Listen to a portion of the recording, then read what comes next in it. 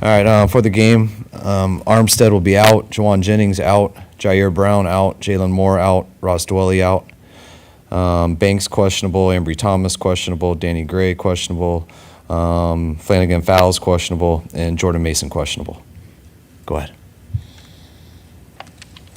Jair Brown's situation, something that could keep him out of the last game too? I hope not. Yeah. I mean, he was fine to go this week, so that means he has a chance next week.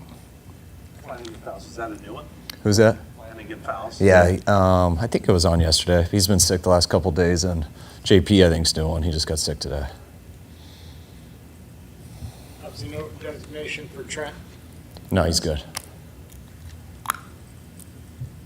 What have you seen from Logan Ryan since you've had him to give you confidence that he can step in and do his thing? I mean, just us playing against him, he always seemed like such an aware, smart player and a guy that had a lot of experience, played in a lot of different defenses. So we brought him in here when we had a few injuries. He looked, just since he's been here, like what we hoped he was. And now that we've had those injuries, he's in that role. And he's looked exactly like we hoped he'd be. He's very comfortable, knows what he's doing, and game's not too big for him. You mentioned that the biggest issue with Brock in the game against the Ravens was how he responded to the interceptions, not the interceptions themselves necessarily. How do you feel he responded this week? Awesome. Yeah, he was great. I mean, I think, no offense to you, but I'm so exhausted talking about the interceptions from a last game. But it's been like any other week, and like any other play. He goes through each play one at a time and tries to do it the best he can. Kyle, regarding, when Brock has, on the rare times he's had a bad game or a bad moment, he gets up in front of us and is very, he's not at all defensive, and he's very open about what happened, mistakes he made. Does that, to you, suggest a level of confidence he has in himself, or what do you make away the way he kind of publicly handles his failures? I just think that's him. That's how he is when I coach him. I mean, he says what he thinks. I say what I think. He's a very humble guy, but extremely competitive, and that's just Brock. That's how I see him handle talking to people out of here. He's always going to take responsibility. He doesn't just do it because he knows how to talk to the media.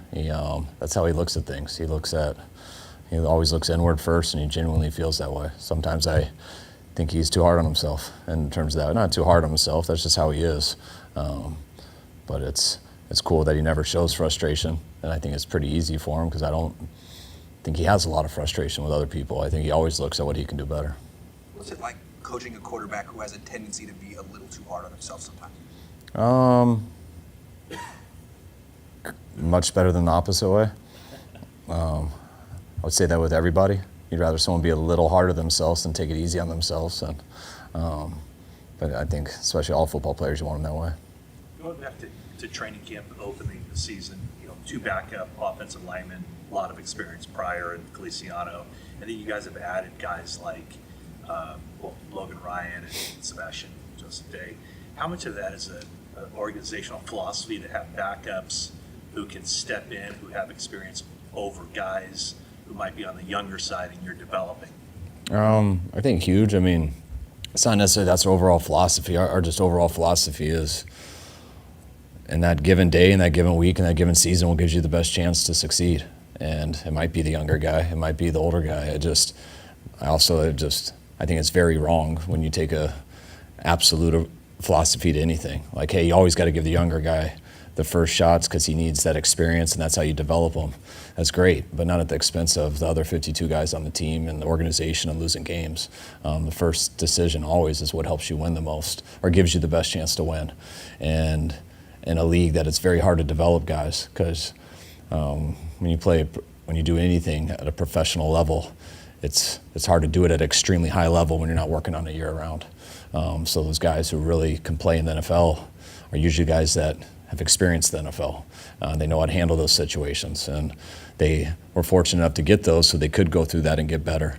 But it's always, I hate the feeling of there's one guy left and you believe in that guy a lot, but he's not quite ready. But there's no third string, and that guy's got to go. And now he goes in and he plays 3 games before he's ready. And the team gets frustrated with him because he makes some mistakes. He's not ready. The guy loses his confidence, and sometimes that can kill a guy. but you have no other option. So you can't always have the luxury of bringing vets in, because if you always do that, then you never have youth coming up. But that's what's so cool about the 16 practice squad guys, the 6 vets were allowed. That's what has allowed us to do some things like that over the last few years that used to be real hard to do.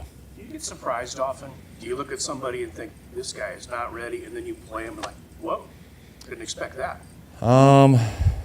Sometimes, not that much. I mean, they usually show you they're ready in practice, and then you know they're ready in the game. Sometimes a guy, you might not know how much is in there. He might be quieter. We don't just knock the crap out of each other in practice and stuff. You might not know all that's in there. And then the game comes out and you're like, oh my God, that guy's a gamer. He's a dog. Like, there's another aggression level to him. But it's very rare that you think a guy's not ready at all and he gets in there and just shocks you, because it's kind of, if you're ready, you usually show it in practice. But there can be another level when your energy's going. With practices under his belt, what workload do you anticipate for Joseph Day? He's looked great in our 3 practices, even though only 2 periods of them were full speed. But he looks like the guy we've gone against. I expect him, just like all these other vets, he's going to get in, he's going to try to make plays, try to do his job, and help us contribute to the rotation of our group. What concern is there with Jawan? I know this was the second week that he's been in the protocol.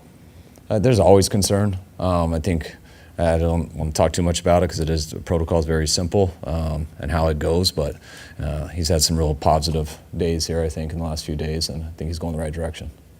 Kyle, with next week's game against the Rams being either Saturday or Sunday, if it was Saturday, that would be your second short week in a row. Do you guys have any say in regards to when you play? No.